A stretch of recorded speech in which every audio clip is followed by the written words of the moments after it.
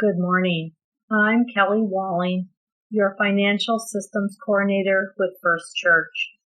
Today I'll be reading from Hebrews chapter 9, verses 1 through 14. In this reading, Christ comes as a high priest. Now even the first covenant had regulations for worship and an earthly sanctuary, for a tent was constructed. The first one, in which were the lampstand, the table, and the bread of the presence.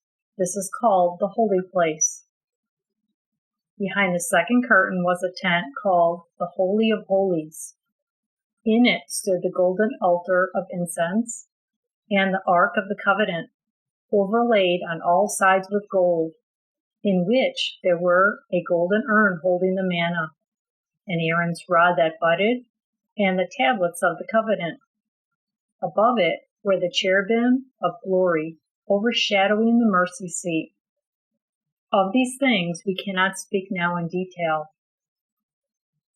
Such preparations having been made, the priests go continually into the first tent to carry out their ritual duties, but only the high priest goes into the second, and he but once a year, and not without taking the blood that he offers for himself and for the sins committed unintentionally by the people.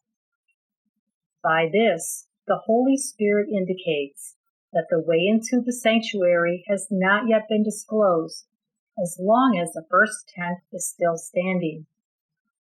This is a symbol of the present time, during which gifts and sacrifices are offered that cannot perfect the conscience of the worshiper, but deal only with food and drink and various baptisms, regulations for the body imposed until the time comes to set things right.